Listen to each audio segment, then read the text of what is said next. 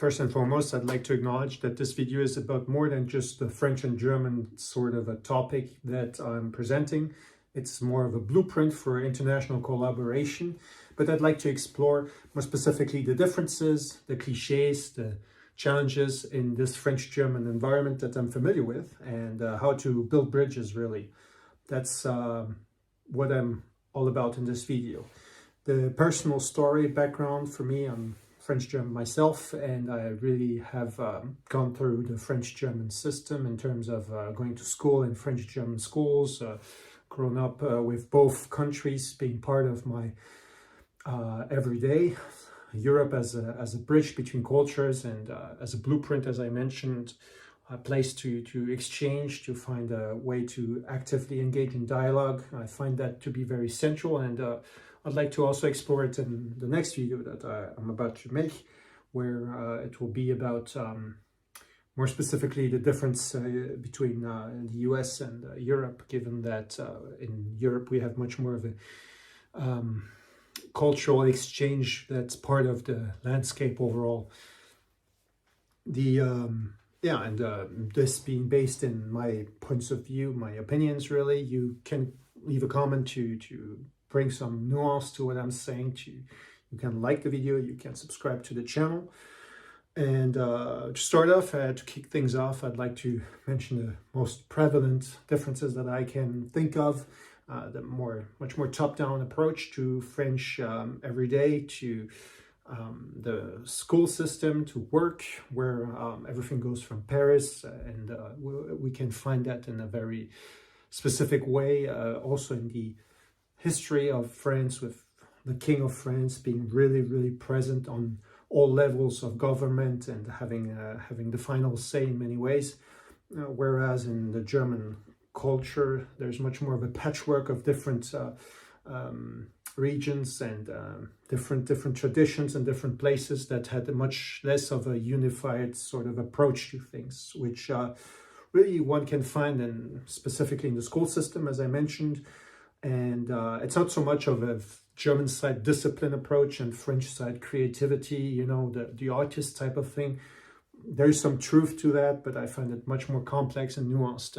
The relationship to work in itself as well is kind of a thing where there's much more of an identity around the German status in German culture. For example, one of the most frequent names one can encounter in Germany would be Müller, which is actually a job or a description of a profession, as is Schmidt.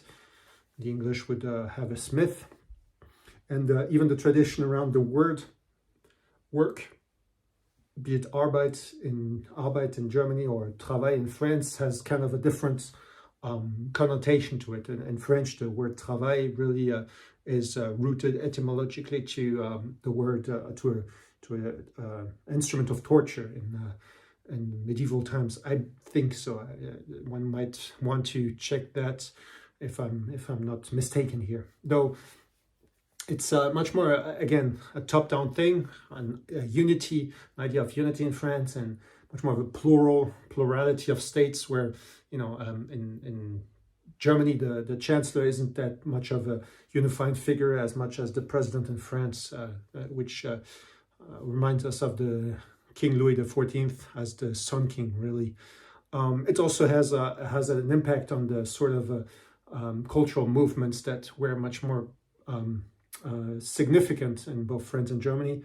Again, I'm no expert in this regard either, but Romanticism, much more of an emotional thing, where the individual kind of like expresses himself or herself, and is much more of a prevalent art form in Germany, whereas Classicism, where everything's much more structured, is much more prevalent in France as well. So we have other cliches, really, other differences that one can think of in terms of like being tidy in Germany, or the approach to being more social and having more being more humorous in France. It's kind of like, again, very cliche, but there is some truth to it.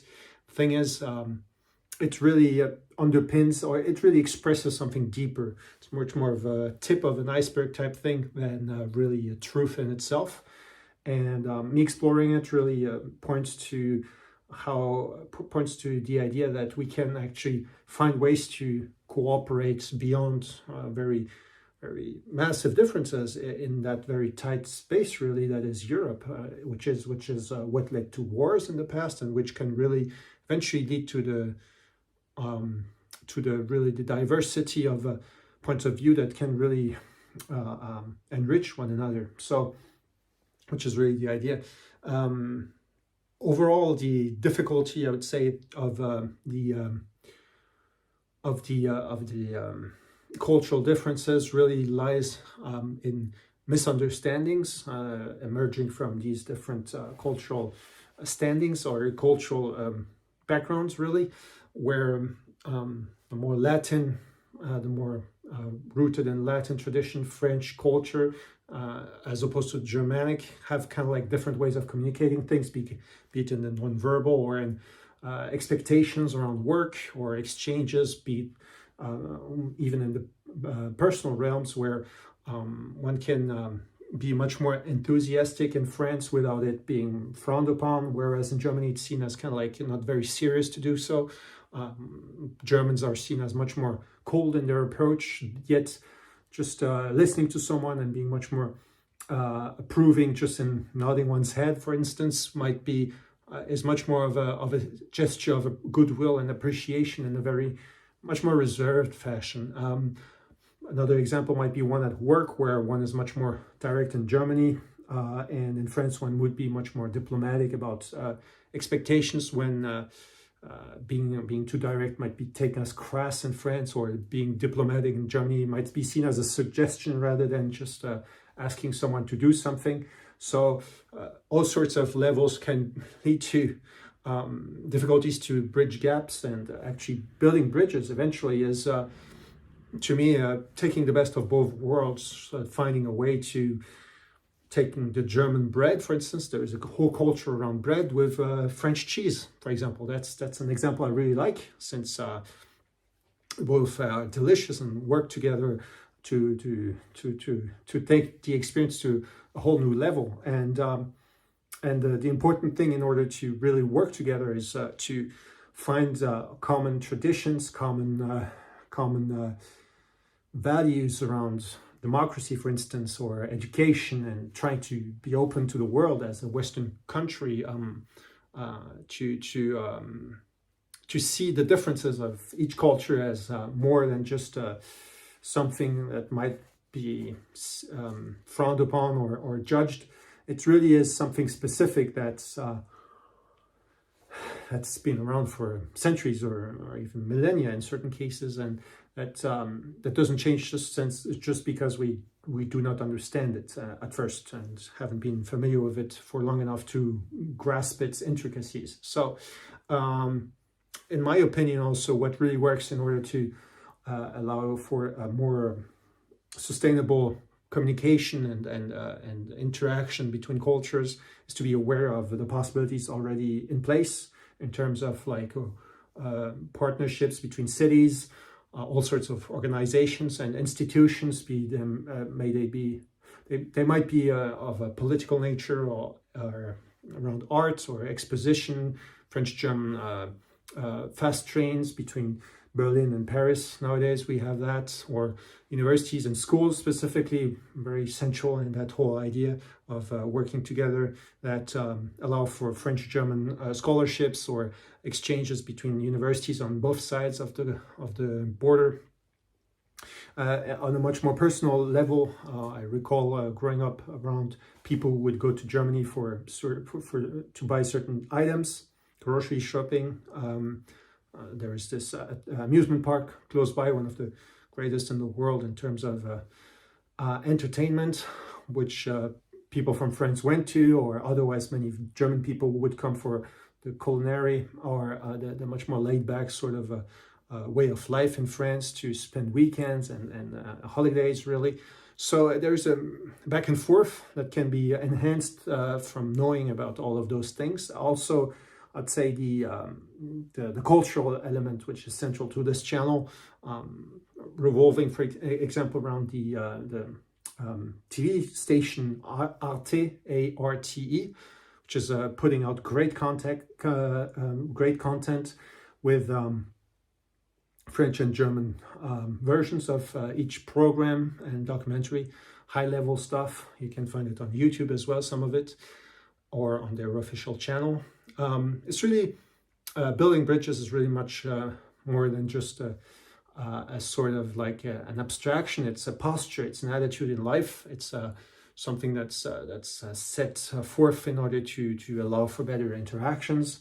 It comes from an attitude of open-mindedness, of curiosity, trying to understand one another, and to specifically, which is very central, adapt to those traditions that might at first seem foreign and are foreign really, but until we really end up understanding the essence and meaning behind things we might be unfamiliar with at first.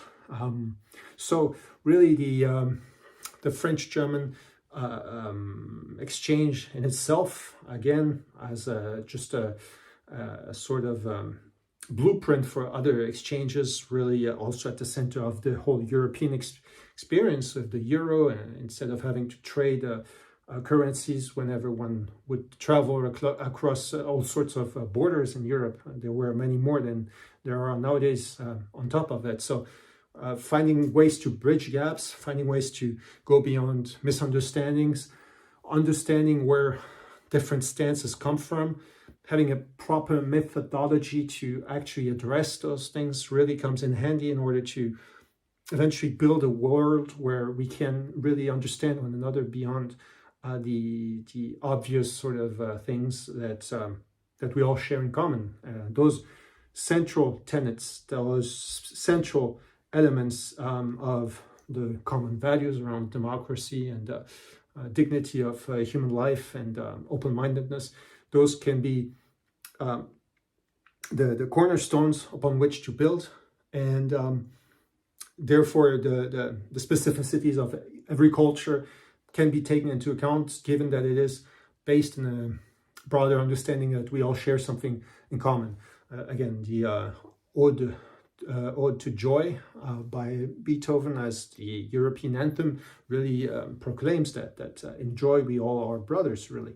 So if you yourself want to broach this topic and with some nuances I might have forgotten about, or if you want to share how you yourself have encountered situations of misunderstandings between cultures, French, German, or elsewhere in other cultural environments, feel free to share them, and I would like to see your comments. So thanks for your attention, and talk to you next time. And in my next video, as I mentioned, I'll be probably trying to address the Europe-American sort of a difference in ways of addressing culture and foreign cultures. And so it's not so much France and Germany anymore. It will be much more of a Europe-American type thing, or US type thing. And I'll be curious to have you there. Looking forward to your views.